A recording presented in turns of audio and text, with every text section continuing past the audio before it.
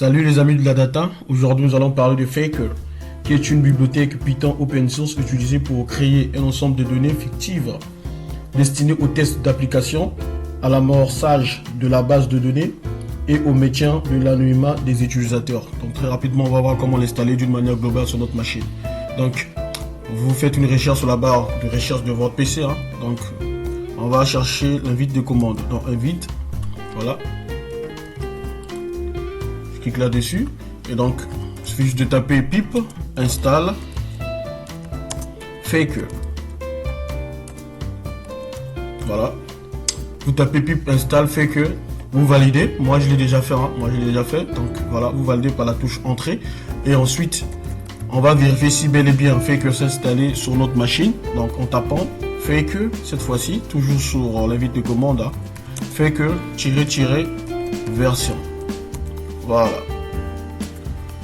Donc là, vous voyez Faker, la version 22.2.0. Voilà. Donc Faker s'installer globalement sur notre machine. Tout comme si vous voulez, vous pouvez aussi l'installer sur l'Anaconda. Donc il y a une deuxième méthode. La deuxième méthode, c'est tout simplement vous cherchez le prompt Anaconda. Voilà. Anaconda prompt. Voilà. Vous tapez la même chose, pip install Faker. Et vous validez par la touche entrée. Anaconda sera également installé. Voilà. Donc vous avez deux méthodes pour le faire. Très bien. Bon, on va revenir ici sur notre Jupyter Lab. On va effectivement importer Faker from Faker. Donc, Faker comme ça. On va importer Faker cette fois-ci avec F majuscule. Voilà. Donc from Faker import Faker. Raccourci clavier pour valider la cellule. Shift entrée. Voilà. Et donc à partir de là, je vais créer une variable fake que je vais effectivement faire appel à Faker avec F majuscule. Voilà. Pour l'instant, je ne vais pas mettre d'argument. Et ce que je vais faire ici, je valide la cellule. Et vous allez voir, on va générer des noms fictifs, des adresses, du texte, des adresses, comment dirais-je, les IP, Donc les adresses IP, que ce soit privé ou public. On va générer les phrases, on va générer les numéros, si vous voulez bien. On va générer les zip codes, on va générer les emails, les emojis, les compagnies, les latitudes, longitudes, les pays, les URL, des profils et bien d'autres. Donc ce qu'on va faire ici, je vais donc faire print, premièrement pour générer des noms. Donc je vais générer un nom fictif. En faisant quoi? Je fais appel à fake.name. Voilà. Je fais la même chose. Donc je vais copier toute cette ligne là. Ça c'est pour générer le nom, un nom fictif. Ici je vais générer les emails. Donc disons un email fictif que je vais effectivement générer ici. Donc email. Voilà. Je vais également générer du texte, voilà. Donc ici je vais changer, je vais mettre texte, voilà. Je vais également générer une phrase donc en utilisant synthèse en anglais, voilà. Hop, je vais générer un mot, voilà. Je vais également générer, si vous voulez, des mots en utilisant cette fois-ci Word. Donc vous avez toutes ces fonctions. Voilà. Ici, mots au singulier et ici, words, ici, c'est au pluriel. Voilà. Qu'est-ce que je peux également générer ici? Je vais générer par exemple les emojis en fait. Donc, pour générer les emojis, je vais donc utiliser emoji. Donc la fonction emoji. Voilà. J'aimerais également générer les IP, les adresses d'IP. Donc les adresses IP, donc IP, par exemple IPv4, voilà. Mais privé par exemple, IPv4 privé. Je vais faire la même chose cette fois-ci des IPv4 public. Donc si vous tapez par exemple ceci, fake.tabulation, il va proposer toutes les fonctions qui s'appliquent sur fake, sur faker. Donc vous voyez, nous avons toutes les fonctions qui peuvent être appliquées tout simplement, qu'on peut utiliser. Voilà. On faisait appel à fake ou à faker. Voilà. Donc ici, je vais générer les adresses IP publiques. Donc IP public. Je vais faire la même chose, générer les numéros de téléphone ou encore un numéro de téléphone, donc phone number. Voilà, c'est pour générer un numéro de téléphone. Je vais également générer, si vous voulez, le pays. Hein. Je vais générer un pays, donc country, si vous voulez bien. Voilà. Je vais également générer les dates, si vous voulez bien. Bon, je vais générer une date. Hein. Je vais générer une date. Je vais également générer une, disons, une ville hein, en utilisant le city. Donc cette fois-ci, je vais faire la fonction city. C'est pour générer une ville. Je vais également générer des URL, c'est-à-dire les liens, si vous voulez bien. Voilà, URL. Donc je fais l'appel à URL, cette fonction. Je peux également générer quoi? Des compagnies. Ouais. Ça, ce sont des fonctions qui peuvent effectivement vous aider à générer des données. Imaginez un peu, vous êtes dans une structure hein, et on vous dit qu'on ne peut pas vous donner des données. Pourquoi? Parce que les données, par exemple, la structure possède, ce sont des données sensibles. Vous voyez, on vous donne par exemple un dataset et il n'y a pas des noms des gens en fait, tout simplement. Comment faire pour générer en fait les noms fictifs, si vous voulez bien. Donc, à travers cette bibliothèque Faker, vous pouvez générer toutes sortes de données que vous ne pouvez pas imaginer. Donc, regardez, tout ça, ce sont des fonctions qui peuvent être appliquées sur cette bibliothèque-là. Vous voyez, sur Faker. Donc, et vous allez voir, vers la fin, on va générer, cette fois-ci, on va travailler sur un cas concret. Mais pour l'instant, voyons voir d'abord ce que Faker nous propose comme fonction. Les fonctions que Faker nous propose. Donc, on peut également générer des zip codes. Hein. Zip code. Voilà, zip code. On peut également générer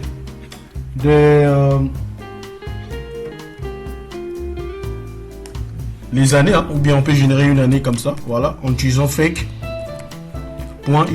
voilà, pour générer tout simplement l'année, générer une année. On peut générer également les IPv6, hein, si vous voulez bien, voilà. IPv6, c'est pour ceux qui font réseau. Hein. IPv6, par exemple ici, voilà. On peut générer aussi des adresses MAC de votre machine. Hein. On peut générer ça. Vous voyez ce que fait que nous propose des fonctions vraiment magnifiques. C'est incroyable. Donc, les adresses MAC.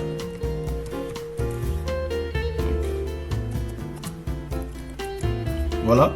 On va générer des adresses MAC.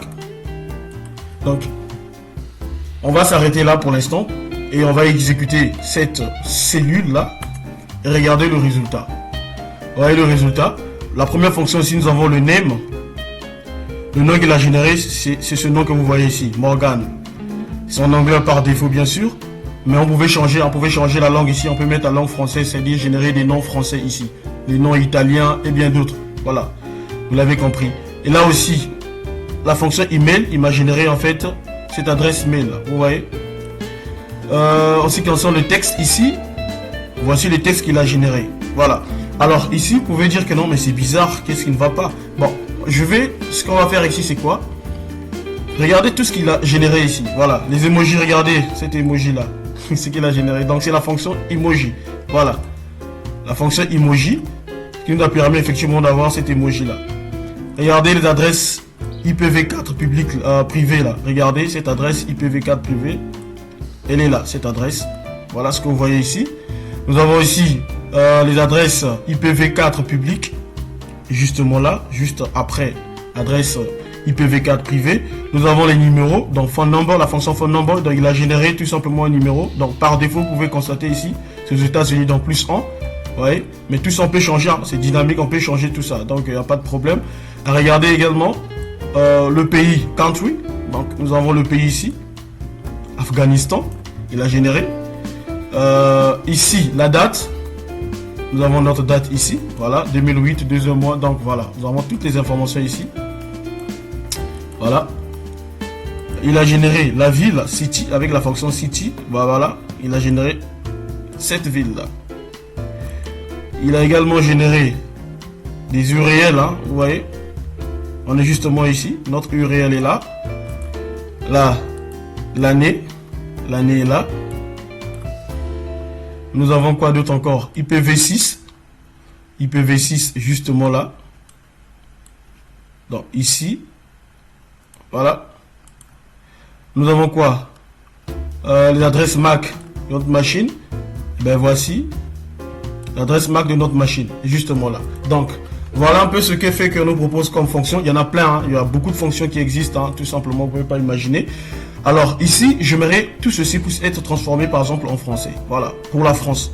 Que tout ceci soit pour la France, un exemple. Donc, il suffit juste de modifier ici. Donc, dans Faker, donc je vais mettre comme argument petit fr underscore grand fr comme ça en majuscule. Vous voyez?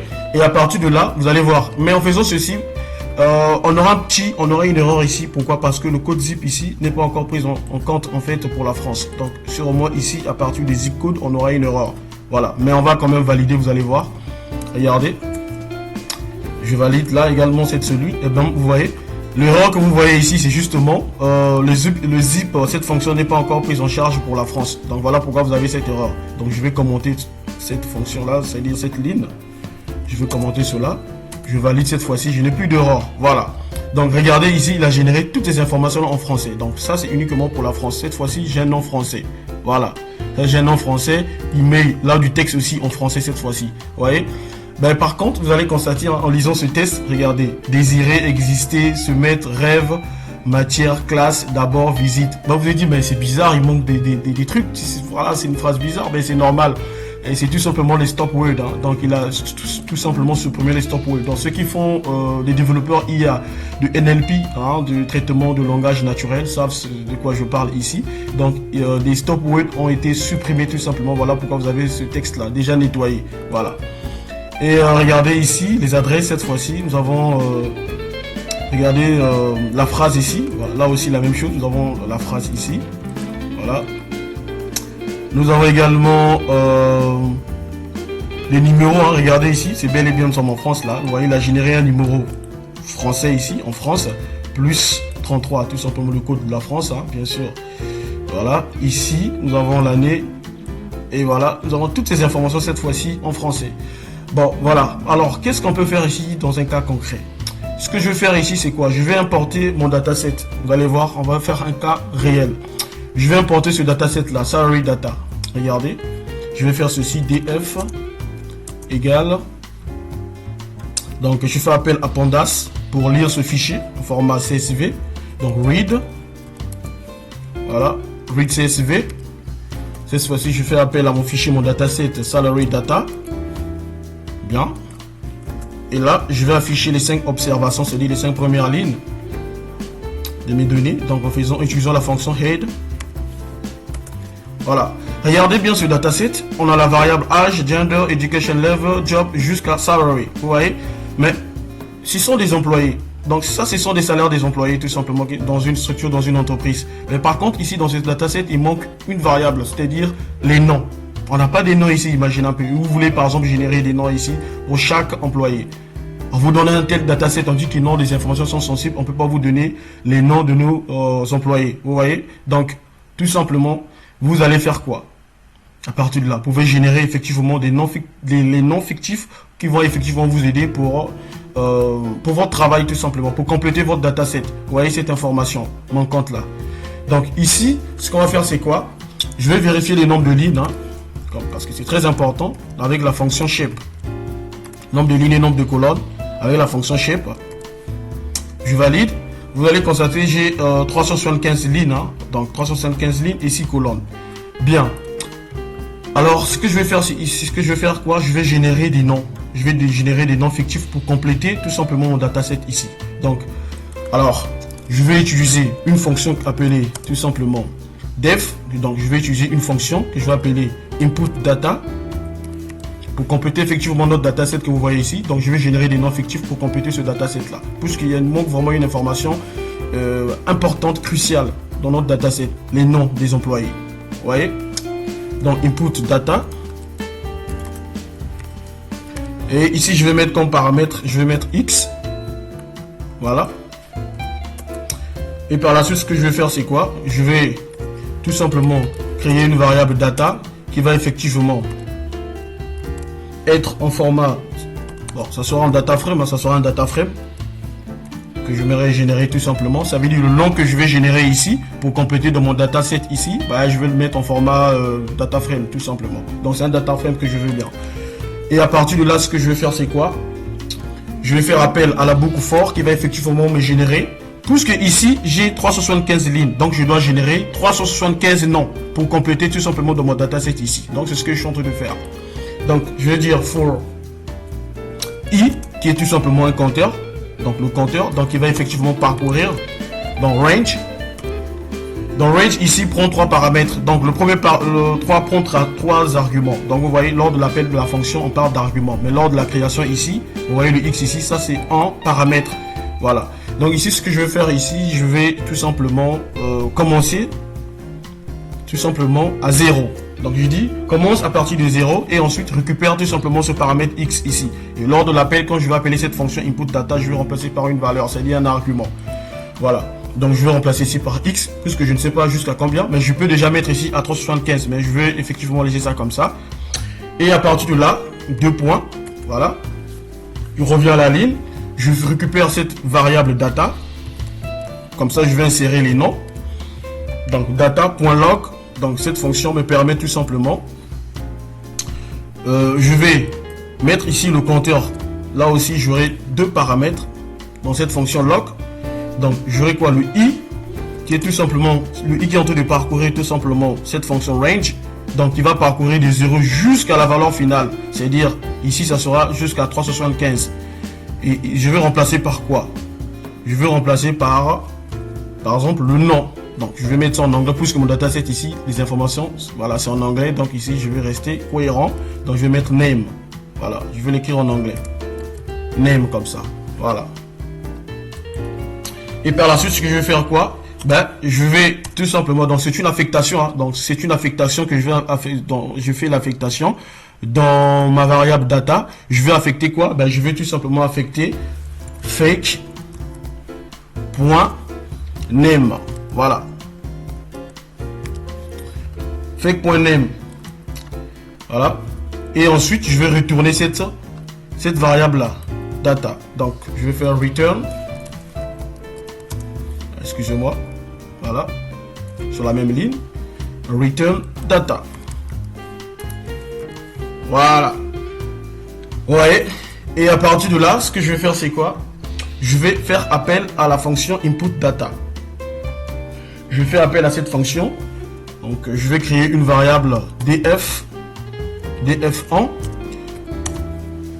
Je fais appel à ma fonction input data. Voilà. Puisque je fais l'appel, donc lors de l'appel de ma fonction, je dois remplacer par un argument. Parce que ici à la création, j'ai mis un paramètre, donc je dois remplacer par un argument ici. Donc ici, je veux remplacer par 365, donc 375, j'allais dire 375 noms que je vais effectivement générer. Donc je récupère tout ceci dans le 375 ici, puisque j'ai 375 lignes dans mon dataset Salary Data. Et cette fois-ci, je vais générer 375 noms pour compléter ceci dans mon dataset. Regardez ce qui va se passer. Je vais valider cette ligne, je n'ai pas d'erreur. Je récupère tout simplement mon data frame en des noms que je viens de générer. Je vais faire par exemple head pour effectivement afficher les 5 premiers noms. Voilà. Je valide et vous voyez en format data frame. Regardez ici, j'ai un data frame des noms que je viens de générer. Regardez ici. Et si vous voulez effectivement voir le nombre des noms qu'il a généré, donc je vais taper df1. Regardez. Point, la fonction shape pour effectivement voir le nombre de lignes et le nombre de colonnes. Donc shape. Regardez. Donc là, j'ai 375, j'allais dire, noms qu'il a généré ici. Et avec, c'est-à-dire j'ai une seule colonne ici. Donc la colonne ici c'est la variable name. Voilà pourquoi vous avez en ici. Donc c'est pour tout simplement dire qu'ils ont une variable, c'est-à-dire une colonne. Et ici vous avez des lignes tout simplement. Voilà. Et à partir de là, ce que je vais faire c'est quoi? Je vais faire une concaténation. Donc je vais ramener, c'est-à-dire ce data frame en ici qui possède tout simplement les noms que je viens de générer, les 375 noms que je viens de générer. Je vais faire une concaténation avec ce dataset là, avec le dataset DF là. Donc pour que je puisse avoir un dataset vraiment global. Donc ce que je vais faire ici c'est très simple. Je vais appeler ça X. Je vais appeler X features. Voilà. X features qui sera quoi? Je vais faire appel à Pandas pour utiliser une fonction appelée concat, donc pour faire la concaténation. Voilà. Et cette variable prend en paramètre effectivement 2, si vous voulez bien, ou plus. Donc ici j'aurai quoi? Je vais mettre une liste. Pourquoi? Parce que j'ai deux data frames ici. Le premier data frame c'est quoi? C'est le DF, c'est-à-dire mon dataset initial que j'ai ici, contenant toutes ces informations avec 6 variables, plus c'est-à-dire ce dataset là DF1 contenant tout simplement les noms que je viens de générer. Donc, je vais premièrement compléter. J'aimerais que cette variable-là, c'est-à-dire les noms, puissent être au début ici de ce data frame-là. Donc, avant l'âge, je vais d'abord commencer par les noms, ensuite l'âge des employés. Donc, à partir de là, je vais, premier argument ici, je vais mettre le dataset, disons, le data frame DF1 ici, DF1, virgule, et je vais ajouter avec mon data frame ici initial. Voilà. Qui est le DF. Très bien. Et là, il faut spécifier tout simplement l'ordre. L'ordre, c'est-à-dire ici, je veux de l'ordre, c'est-à-dire je veux un ordre tout simplement vertical. Vous voyez, les colonnes ici, c'est disons un ordre vertical. Vous voyez, sont vertical comme ça. Âge, gender, education level. Donc là, je vais effectivement lui dire, bah écoute, tu vas faire cette concaténation en utilisant l'ordre vertical. Voilà. Donc axis égale 1. Très bien. Donc je vais valider la cellule, je n'ai pas d'erreur, et à partir de là, j'ai un dataset global, donc X features. X features. On va valider. Utilisons la fonction add. Regardez. Et boum, j'ai toutes ces informations-là. Regardez. Donc vous voyez, je viens de générer tout simplement un dataset complet, c'est-à-dire général. Cette fois-ci avec des noms des employés fictifs que je viens de générer. Vous voyez, avec quoi? Avec la fonction fake. Donc je viens de compléter tout simplement ce dataset là. Vous voyez le DF que j'ai ici, mon dataset salary data. Au départ, je n'avais pas des noms. Ben, je viens de générer tout simplement des noms pour compléter ce dataset là. Donc pour avoir un truc vraiment un dataset global avec des noms des employés que j'ai ici. Regardez, cette fois-ci, j'ai mon dataset global. Regardez avec les noms des employés, l'âge, le genre, etc. jusqu'à salary. Vous voyez? Donc à partir de là, maintenant, on peut effectivement analyser notre dataset. Vous voyez, c'est très intéressant. Donc, il se pourrait effectivement dans une entreprise, surtout ceux qui font des stages et autres, on vous dit que voilà, des informations sont sensibles, on ne peut pas effectivement vous donner des informations, c'est-à-dire les données pour que vous puissiez effectivement faire votre travail. Donc, mais ne vous inquiétez pas, il y a cette bibliothèque Faker qui peut effectivement vous aider à générer des données et à partir de là, travailler avec ces données-là pour effectivement peut-être entraîner des modèles de machine learning ou de deep learning. Vous voyez? Donc, utiliser cette bibliothèque, ça pourrait vraiment vous aider à compléter vos data frames ou encore vos datasets que vous aurez. Donc, vous voyez, là, je viens d'avoir un truc beaucoup plus clair et net. Pourquoi? Parce qu'au départ, je n'avais pas des noms des employés ici. Et là, par contre, à la fin, j'ai des noms des employés qui viennent de générer. Et du coup, j'ai mes informations beaucoup plus détaillées avec les noms des employés. Voilà, que je viens de générer. Merci beaucoup. Ben, si vous avez aimé, n'hésitez pas de liker, de partager cette vidéo. Et abonnez-vous et activez la cloche de notification pour ne pas rater de prochaines vidéos. Merci.